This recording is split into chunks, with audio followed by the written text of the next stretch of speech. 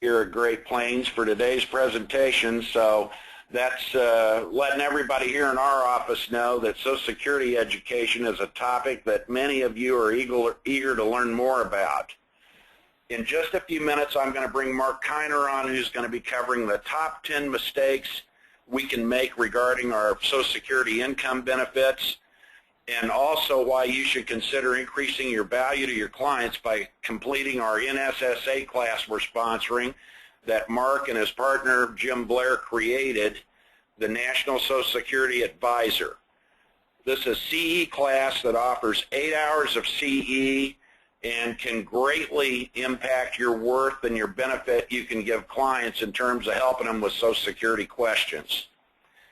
Before we get rolling today, I want to remind everybody, please use the question dialog box. If you have a question, we do not open up the phone lines for the chaos that creates. So if you have a question, just type it into that dialog box and I will feed it to Mark as we go. We'll have that for you, and then just as soon as we get the presentation, we're going to try to record today's presentation, and we'll get that posted just as soon as we get the recording back from the GoToWebinar folks. We hope you're going to be interested in attending our May 5th class here in Kansas City, again, the one I mentioned we're sponsoring. And I want to urge you to be sure and contact your Great Plains Annuity Marketing Specialist for additional details on that class, things we can do to help you get here and make your attendance easier and more cost-effective. So you absolutely want to follow up with your Great Plains Annuity Marketing Specialist.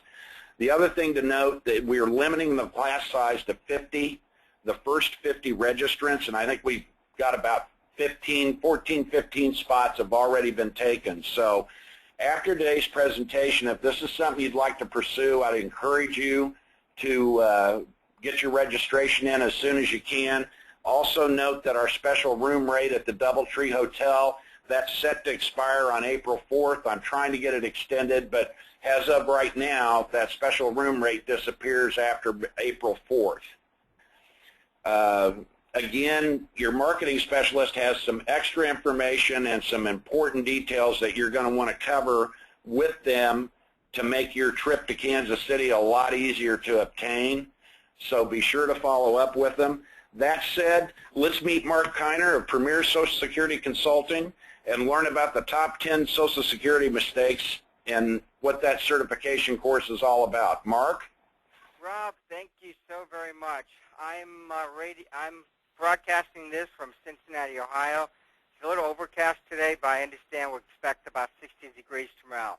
I'm sure you guys are probably the same out in Kansas City.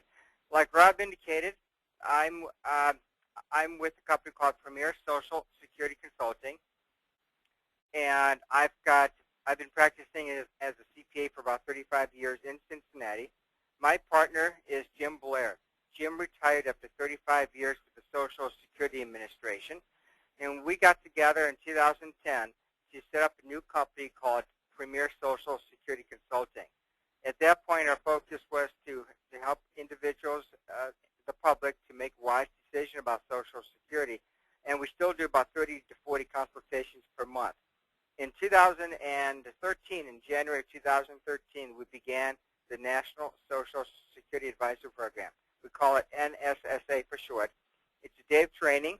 After the training is over, the advisors take an exam, and upon passing the exam, they will earn the NSSA designation. And that promotes Social Security knowledge and education, opens the door to baby boomers. We're excited. So far, 450 folks have gone through the class. We expect 5,000 by the end of the year. Okay, what we want to do today is talk about the 10 top.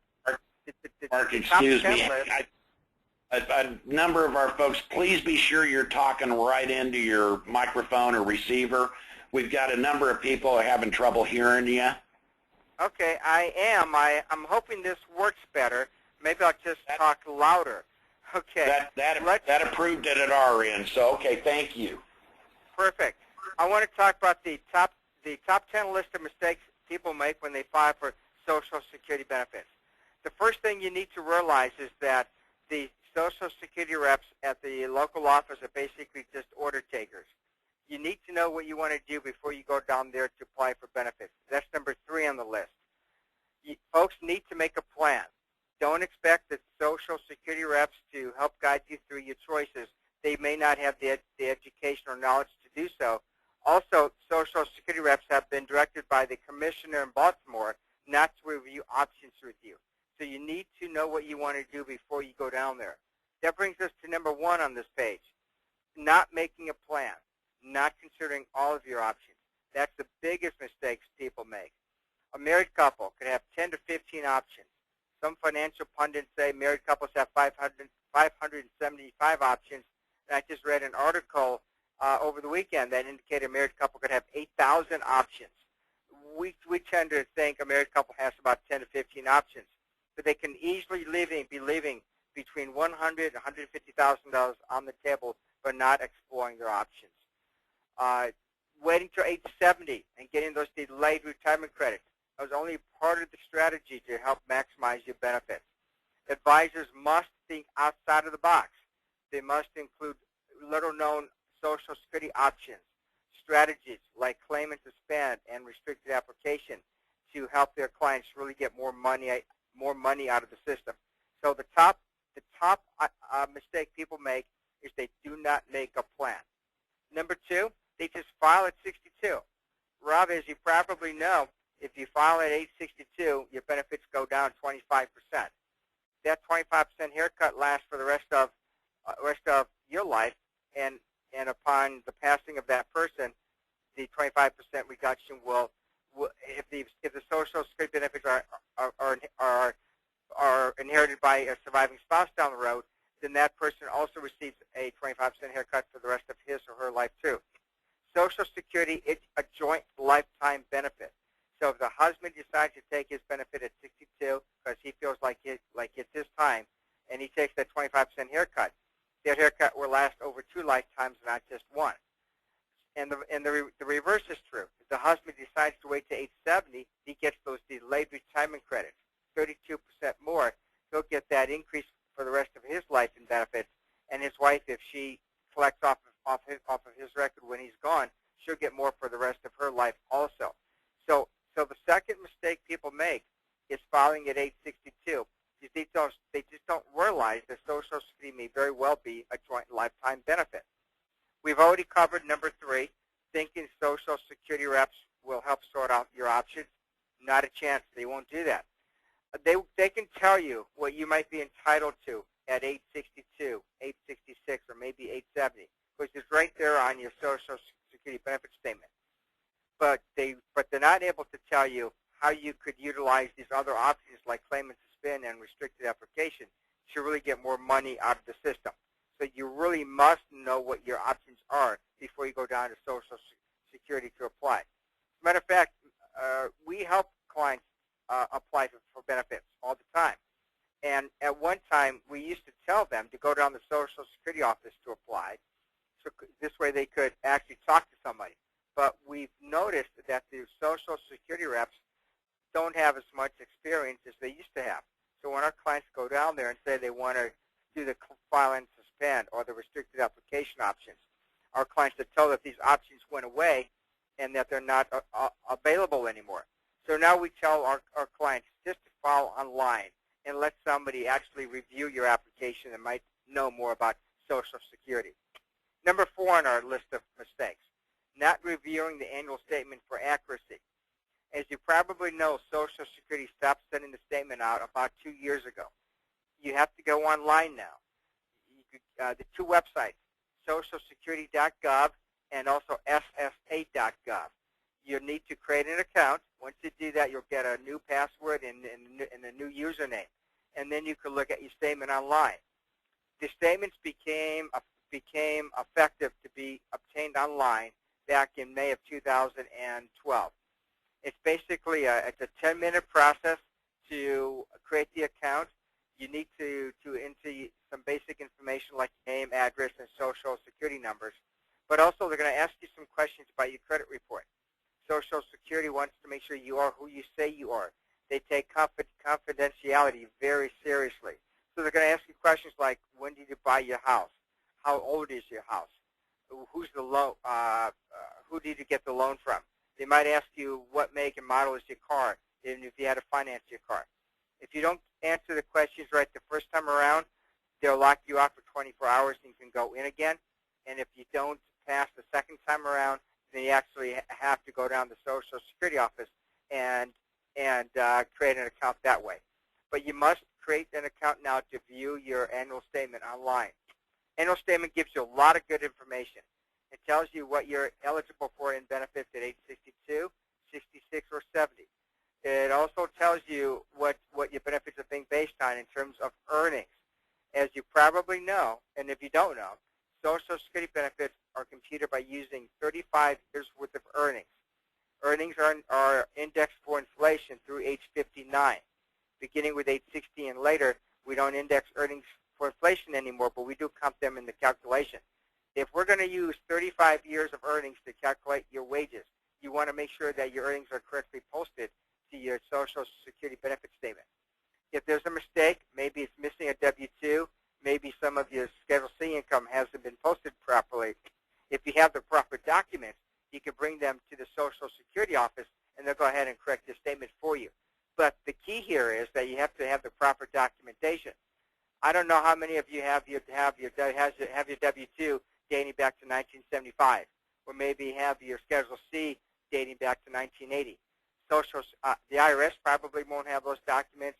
Your current employer or your past employers won't have W-2s going back 20 to 30 years either. So the sooner that you find a mistake in your Social Security benefit statement, the easier it will be for you to find the right documents to take down to Social Security Administration to get it fixed. So a couple things you want to look at in your statement. You want to look at the benefit amounts at age 62, 66, or 70. And you also want to look at your earnings. One other item you want to look at when reviewing your benefit statement.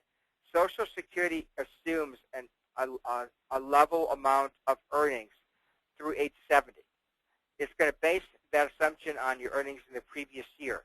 So if you made maybe $100,000 in 2013 and you're only 60 years old, Social Security, when computing your benefit estimates, will assume that you're going to earn $100,000 up until age 70. I don't know how many people will continue to earn that same dollar amount for the next 10 years. So you have to keep that in mind. Social Security does make an assumption.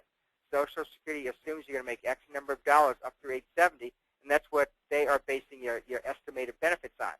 So if they're assuming a high level of earnings, then your benefit amount will be overstated. And if Social Security is assuming a lower benefit earnings amount, then your benefit amounts will be understated. Keep in mind, we look at 35 years worth of earnings. A lot of advisors think Social Security benefits are based on the last 3, 5, or 10 years, or the highest 3, 5, or 10 years. Or one BlackRock representative thought it was the best 20 quarters, but it's actually 35 years. If you have 10 years of earnings, but you stay at home with the kids for 25 years, then you'll have 10 years worth of earnings and 25 years worth of zeros. We do count zero earnings years in the calculation, and we all know what zeros do to averages. They bring them down. Another mistake: not understanding the impact to public employees. So if you're a public employee, for example, you worked as a firefighter, police officer, a school teacher, and you're also eligible for a Social Security benefit. Could be a Social Security benefit based on your record because you worked for a Social Security job, or maybe you anticipate receiving a Social Security benefit off of a spouse. There are a couple of provisions that will impact and reduce the amount of benefits that you may be entitled to. One is the windfall elimination provision, and the other one is the government pension offset. And believe me, I don't have nearly enough time to go into those provisions and explain to you exactly what the impact is. But what advisors need to know is that if their client is eligible for Social Security benefits and also for a public employee pension, then there are a couple of provisions in the law which will reduce the amount of Social Security benefits they may receive. One is the windfall elimination provision, which can reduce your benefit by as much as $400 a month. The other one is the government pension offset. We call that GPL. And in the case of government pension offset, somebody's Social Security benefits can be completely offset and go down to zero. So keep in mind, windfall elimination provision, and government pension offset. The other mistake, not having a complete understanding of Medicare. Every client that comes in to meet with us to talk about Social Security has questions about Medicare. They don't understand that original Medicare consists of Parts A and B, and then we have the private insurance coverage, which is Part C. We call that Advantage, or we call that Medicare Advantage. And of course, prescription drug coverage is under Part D. And they may not realize that Medicare becomes effective on the first of the month you turn age 65, whereby when it comes to Social Security, the full retirement age for many people now is age 66. If you were born between 1943 and 1954, your full retirement age is age 66. So Medicare will be effective a year earlier than when they might want to start their Social Security benefits. So advisors need to understand Medicare. You don't need to be experts there. You just need to understand how it works, when people can enroll, and some of the penalties that folks may incur if they don't enroll on time. So you have Part A and B, which is original Medicare, and most physicians will accept original Medicare. And then you have Part C, which is the Medicare provided by insurance companies. We call that Medicare Advantage. And many times Medicare Advantage will cover additional services that original Medicare may not cover, like eyeglasses, eye tests, hearing services, so forth and so on. Part C even includes a membership to gyms like Curves. So we have Parts A and B, which is original Medicare, and we have Part C, which is Medicare Advantage. The public doesn't understand many times how Medicare works, and very few folks will possess the knowledge and understanding to optimize their Medicare coverage. I already talked about number 7. Not understanding that Social Security can be a joint lifetime benefit. Please keep that in mind. Upon the passing of the husband, the wife will generally step into his shoes. So if he takes his benefit at 62 and takes a 25% haircut, that benefit reduction will be felt by two people, the husband and the wife. Whereby if he waited to age 70 and received a 32% increase in benefits, we call those the delayed retirement credits. That increase in benefits will also extend over 2 lifetimes. Now, let's talk briefly about the delayed retirement credits. If you wait past age 66, your benefits will go up by 8% per year. So if you wait to age 70, we have 4 years of increases. 4 years times 8% is an increase of 32%. Let's look at an example. Let's say somebody's full retirement age benefit is $2,000. If he takes or she takes that benefit at age 62, benefit will be reduced by 25% or down to $1,500. If the benefit is begun at age 70, then the benefit goes up 32%, up to $2,640. The difference between the 62 and the age 70 benefit is 75%. It's a huge increase in benefit. So if somebody waits until age 70, benefit amount will go up at 32%, and that increase is permanent. So if the person lives 20 or 30 years while collecting a Social Security benefit, he or she will receive that increased benefit for that lifetime. Keep in mind that folks are living longer and longer nowadays. Back in 1940, Social Security began paying Ida Mae Fuller $20.54 a month. She collected a monthly benefit for 35 years. She died at age 100. Social Security will never call you up and tell you your account is down to zero. They will pay you for as long as you're alive. Ida Mae received benefits for 35 years. Today, people are living longer and longer and longer. And certainly on a joint lifetime scenario, it's not unusual for either a husband or wife to be alive for 20 or 30 years and collecting a benefit. The average age of folks today is about 78. Guys die in their early 80s. Ladies might die in their mid to late 80s. So it's important that everybody looks at their lifespan or longevity when competing, when determining when to take their Social Security benefits. Number 8 on the list, not understanding how work affects your benefits. If you're under full retirement age and you collect a Social Security benefit, your Social Security benefit might be impacted by the annual earnings test. If you earn more than $15,480, Social Security will withhold $1 for every $2 you go over that threshold. So if you earn $25,480, now you're $10,000 over that threshold. So now Social Security will withhold $5,000 in benefits. Let's look at a brief example. Let's say your benefit amount is $1,000 a month. They'll basically withhold 5 months with benefits, or $5,000. Now, if your benefit amount is $2,000 a month, Social Security will withhold 3 checks. I know that's $6,000, but Social Security does not withhold partial checks. Either they're all or none. So they will withhold $6,000, and at the end of the year, they will send you the extra $1,000 back if you're entitled to it, or maybe you made too much. You made more money than $25,480. You might owe Social Security some money.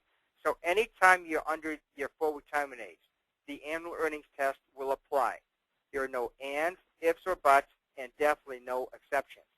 What happens if you continue to work? Well, let's say, no, what I meant to say is, let's assume that you're collecting a Social Security benefit and you continue to work. Is there a chance that your benefits may go up because of your additional earnings? Yes, there's a chance your benefits may go up because of additional earnings. However, since the 35-year calculation, what you earn, let's say in 2014, will have to exceed the index earning of a prior year. So if you earn $50,000, that's 50 in 2014, that may or may not exceed one of the prior year's worth of earnings, because prior year earnings are indexed for inflation. $1 earned in 1951 is worth $15 today, and many times the lowest year could be in the $50,000 to $60,000 range when you adjust it for inflation. But Social Security will always look at your additional earnings to determine if you're entitled to an additional Social Security benefit. So number 8, that applies in 2 situations. Number 1, there's an annual earnings test. If you're earning more than $15,480, Social Security will withhold some of your benefits. And also, if you continue to work while receiving a benefit, Social Security will look at your benefit amount each year to see if additional earnings can result in a higher benefit level for you. And they will do that at the beginning of each year after your earnings are posted. Number 9, not understanding the tax liability of Social Security benefits. And believe me, guys and gals, I'm not trying to make you guys tax experts. We can't do that.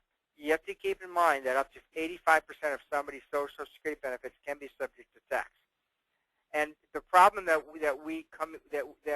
arises is when what would normally not be a taxable type of income, because the income is not high enough, turns into a taxable income because now they have other sources of income.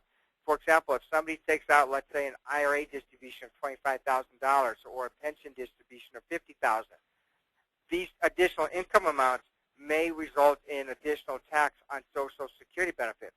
So it's not unusual for clients, after we do a tax return here, that might take a $25,000 distribution from an IRA to see 40% tax on that, because now they're paying tax not only on that IRA distribution, but they are also paying tax on Social Security benefits, which otherwise would not have been subject to taxation.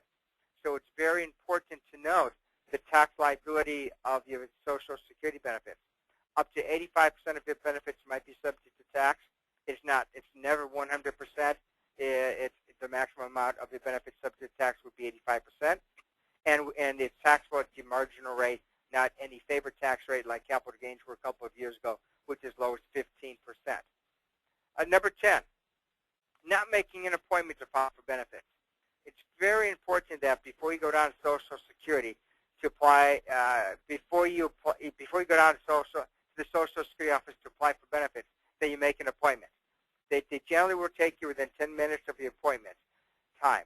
If you do not make an appointment, you can be waiting for 2 to 4 hours. And nobody likes to go to the Social Security office and wait. First of all, you don't know who you're sitting next to. It could be somebody just released from jail. It could be somebody that broke out of jail that wants to resume their Social Security benefits. So you need to make an appointment before you go down there and apply for benefits. As a matter of fact, what we tell our clients now is to skip the trip to the office. And that's because when clients go down to the office, sometimes they're told to go home and file for benefits on the computer. And if our clients say they don't have a home computer, the representative at the Social Security office may tell them, to go to the local library and apply. Believe me, they don't want to see you if all you want to do is apply for benefits. So you can really apply at home. Really simple to do that. Just go to the NSSA.gov website and apply for your Social Security benefits online at home. Really simple. Rob, I want to talk briefly about the options that I alluded to a few minutes ago. Claim and suspend and restrict the application. It's all the buzz nowadays. Do I have time? Yeah, well, yeah, before you go there, Mark, because this may be part of what you're going to cover, there were two questions that I want to hit you with right now. First question is, can I start and stop Social Security benefit payments? Yes and no, and it depends. That's a good question. Technically, no. If you're under full retirement age, the only way to stop your Social Security benefits is by having excess earnings. Then you call Social Security up and say, I'm going to earn $100,000, and they'll stop your benefits. Once you turn age 66 or your full retirement age, you can do what we call a voluntary suspension of benefits. You call Social Security up and tell them you want to voluntarily suspend your benefits, and they will suspend your benefits. And then your benefits will grow and get some of those delayed retirement credits, and you can reapply sometime down the road, or let's say resume them down the road. If there is a special provision, Rob, called the do-over. It's exactly what it sounds like, do-over. If you've been collecting benefits for less than 1 year, you can utilize the do-over provision. You repay your benefits, you file an application, you repay your benefits, and it's like you never applied in the first place.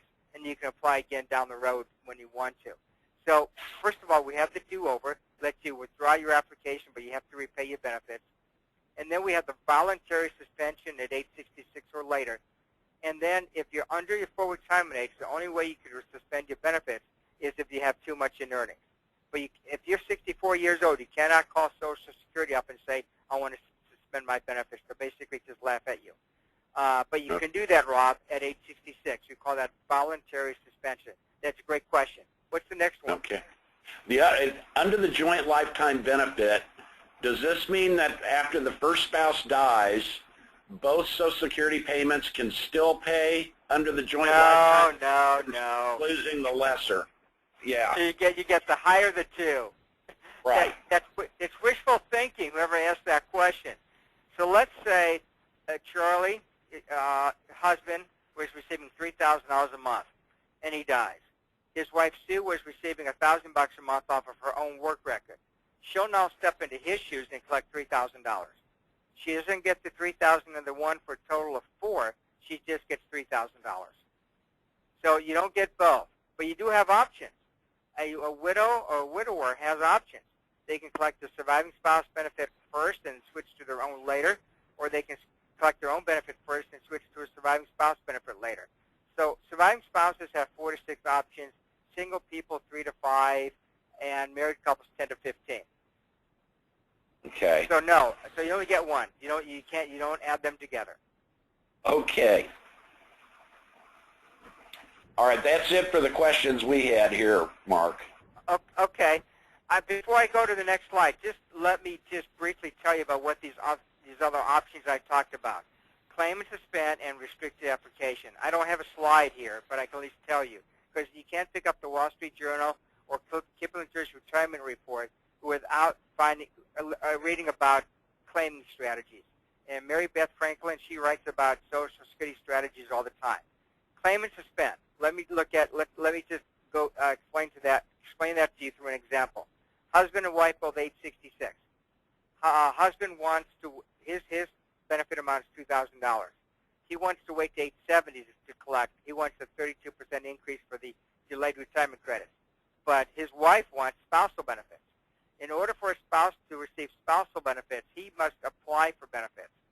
And he doesn't want to apply. He doesn't want to receive his benefits. He wants those delayed retirement credits. So what we'll tell him to do is to file and suspend, or another phrase is claim and suspend. He files an application for benefits, but he tells Social Security not to send him a check. This way, his wife now can file for spousal benefits. If his benefit is $2,000 a month, she's entitled to $1,000 a month at her full retirement age. So the claim and suspend allows the spouse to receive spousal benefits, while the other spouse is waiting to collect his or her benefit and getting those delayed retirement credits. Let's look at restricted application. Husband's benefit is $2,400 a month at full retirement age. He can collect $1,000 off of his wife because his wife also had a Social Security covered job. At age 66, he may want to file a restricted application, restricting his benefits only to spousal benefits. So instead of receiving his $2,400, he's only going to receive $1,000 per month. That's 50% of what his wife would be entitled to. So he's telling Social Security only to send him a spousal benefit. He'll collect his own benefit at 70, and he'll get a 32% increase on his own benefit. So in the meantime, he's collecting 48 checks for $1,000 each, or for a total of $48,000. So the restricted application allows somebody to collect a spousal benefit while they wait for their benefit to grow 32%. And a claim and suspend allows a spouse to collect spousal benefit before the other spouse wants to actually collect his or hers. So waiting till 70 is only part of the strategy to maximize Social Security benefits. Advisors nationwide must think outside the box to help their clients get more money out of the system. And that's how they need to be able to incorporate the restricted application and claim and suspend strategies to maximize their Social Security benefits. Robin, that takes me to the next slide, the National Social Security Advisor. The advisors that come through our program are very proactive and confident in talking to clients about Social Security. I mean, the demographics are definitely in favor of you learning more about Social Security. 10,000 people a day turning 65. There are 72 million baby boomers out there. They need help and advice and guidance when collecting Social Security benefits. I always tell the advisors that come to our class, the last thing we want them to do when somebody comes in and utters the word Social Security is to hide under their desks or tell them to call the toll-free number, 800-772-1213. The NSSA advisors are proactive. They're confident. They help their clients make a plan to maximize benefits. They're in a position that they can actually answer their clients' questions. Not only can they help their clients make a plan to maximize benefits, but they can also help prospects. People are looking for this type of education. I was going to say the public, they're looking for this type of advice. Advisors are looking for this type of education. Our tagline is increasing advisor value to Social Security education. Jim Blair and myself, we both co-founded and created the National Social Security Advisor class.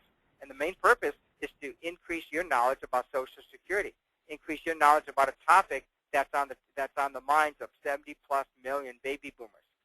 So number 2, increase your value to your clients by understanding how the Social Security program works. Number 3, NSSA advisors are proactive, and they help clients to make Social Security claiming strategies. NSA advisors are confident that they can in their abilities to answer their clients' questions. Number 4, oh, I just said number 4. Okay, fair enough. I don't want to repeat it too often. The cost of the NSSA class, it includes the class or a webinar, but primarily the class is what we're talking about today. It also includes the test and certification and the ongoing support. Rob, this is where I think the biggest value comes into play. It's the ongoing support. We are there to answer your questions. If advisors get questions from clients they don't understand, we're there to answer them. And believe me, Rob, I get questions day and night from advisors that need help. Also, we invite you to our monthly webinars.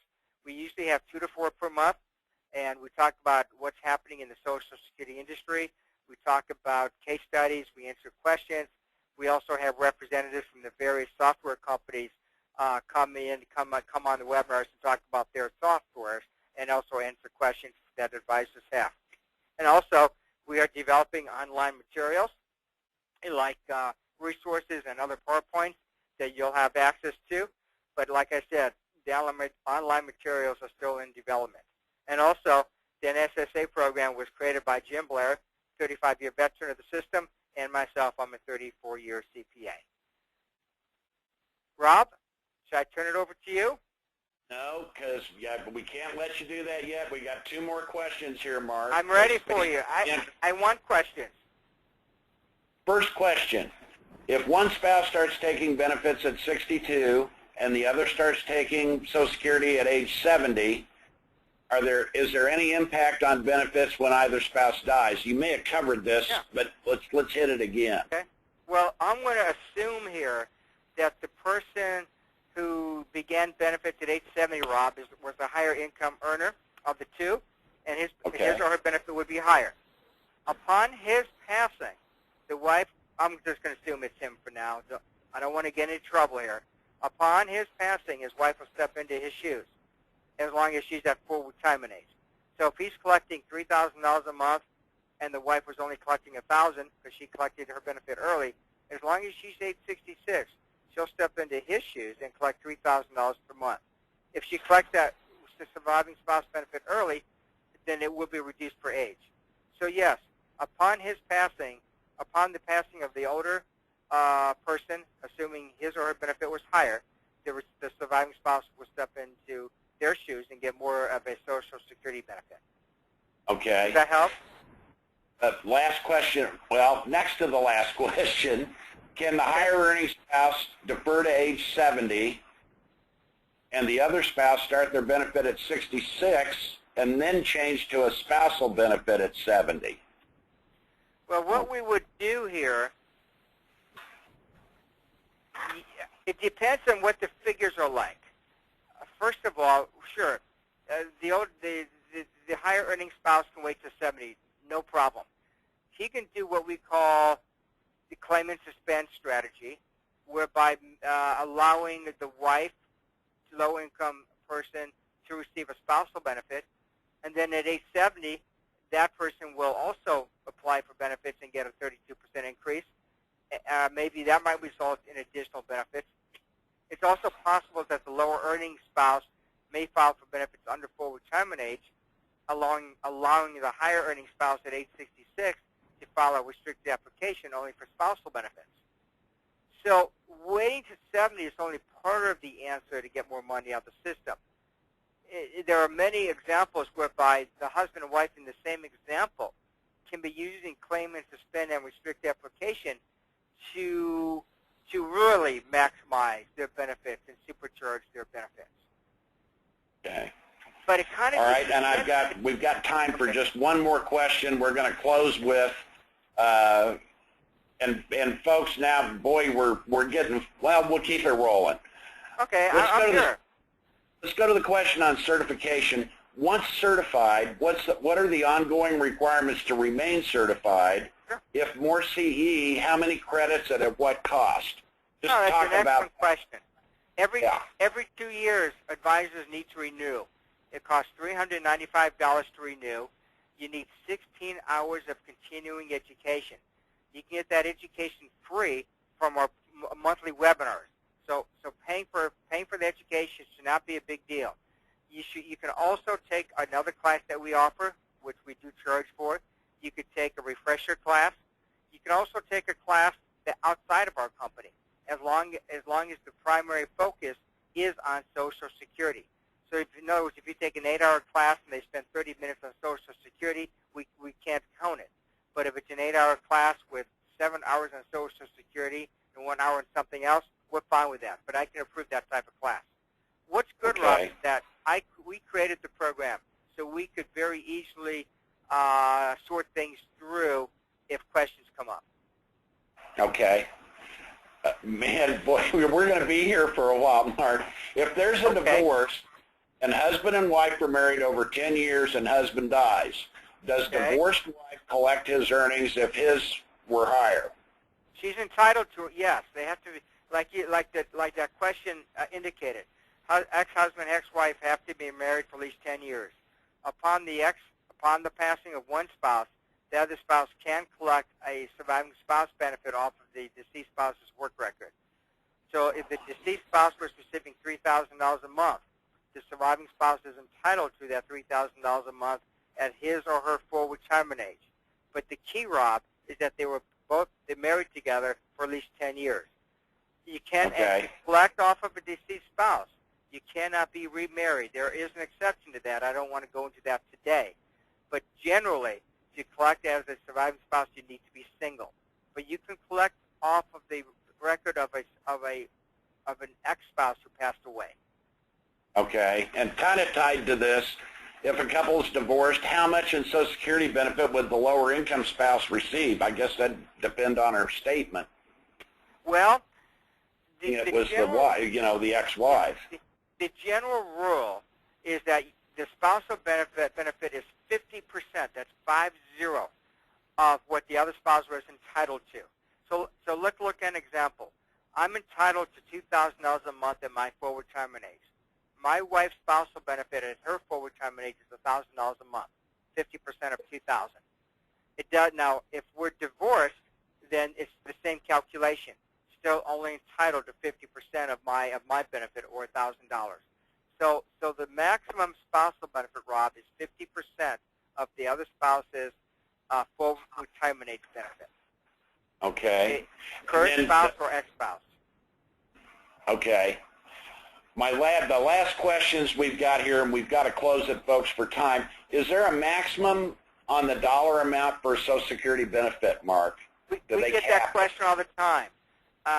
It changes. It's different each year. At age 66, the maximum is about $2,600.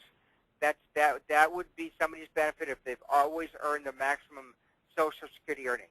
$117,000 this year, $113,000 and change last year. So the maximum amount that somebody could earn or receive in Social Security benefits is around $2,600. Now, if the person continues to work past age 66, that person's benefit may go up because of that. Also, the benefit would go up because of the delayed retirement credit. So if somebody's benefit at age 66 is, I'm going to do a quick calculation, $2,600, then at age 70, the benefit would go up to $3,432. So you can see that the benefit amount at age 66 is about $2,600, but if you take it at 70, it's 32% more. Okay. And I'm going to try to field this last question, Mark, and you jump in if I mess it up.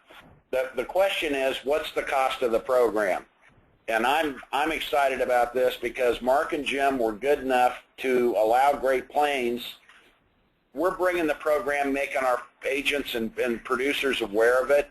This topic, as Mark already covered, you can't be working in the boomer marketplace. You can't be working in the annuity marketplace and helping folks with guaranteed, reliable retirement income and not be fielding questions on Social Security benefits. It is the hot topic of the day. That said, the normal cost of this program is $795. Mark and Jim have allowed us to offer it to you for $495. Now, we're putting the event on here May 5th in Kansas City. We've also got a special room rate, but for that $495, you're getting the exact same program they present around the country at $300 more expense, and you're getting the exact same two pros putting on the class. We held our first class with Mark and Jim in early December, and as Mark also mentioned, I know the advisors that attended that course, they've utilized the ability to pick up the phone and ask Mark and Jim, some stump the stars questions. You're not going to be in that position if you go through this class. You're going to have ongoing access to them. I also know they're working on the slide that's up right now is talking about the access to online materials. I know that they're in development on some additional tools that would be valuable from being in the having your certification and getting that done. Some additional questions are coming in about locations where they're going to be. We're working with Mark on that right now. They have a number of private presentations they make, so just as soon as we have a schedule and they've set their schedule in stone, we'll let you know. For the time being, Great Plains is hosting an event here in Kansas City on May 5th. We'd love to have you join us. I encourage you to get with your annuity marketing specialist here. We've got additional information. Mark just wrote an article for us for our next issue of our Just the Facts magazine. We've got a flyer with additional details. I do want to stress we've had some issues, so I just want to walk you quickly through. Should you go online to register, and your Great Plains marketing specialist can get you the link to make this much easier, but if you go to http://greatplainsannuity.com/NSSA. And folks, we're going to send an email out to everybody with this information in it. Just, there's a blue bar on the page that opens up, and the copy in that bar says click here and register now. That bar is going to take you to the NSSA registration page. We're having agents that forget to put the promo code when they're registering online. They're paying the $7.95 instead of the discounted $4.95 rate because they're not clicking on apply promo or voucher and typing in Great Plains. When you do that, your screen will flip, it'll change, and it'll show you're paying $4.95. You then proceed to checkout, and you've got your $4.95 rate. And again, your Great Plains annuity marketing specialist has some very special information for those of you that are contracted and writing business through our office. We have a great opportunity to help you get to Kansas City. So you definitely are going to want to call and check that out and find out what the details to that are. I don't think you're based again on the folks that attended our December event. There is a tremendous amount of value here. It is a timely topic and one that your clients and prospects are curious about, and they need your help. As Mark said, you can't go to the Social Security office and assume that they're going to help you make a plan. You've got to go into that office, and your clients have got to have a plan. And we're talking about benefits that thousands upon thousands of dollars are being left on the table from folks that just don't know what their options are. So I want to thank you, Mark, for being with us today. We're very excited about the program and can't wait to see you on May 5th. Me too. Thanks, Rob, for having me. I'm very passionate about educating advisors about Social Security. That's my life. Well, we sure can't wait to see everybody here again. Pick up the phone, call 1-800-710-1115. Get additional details. Let us know how we can help you get here. Thanks so much. Have a great day, everyone.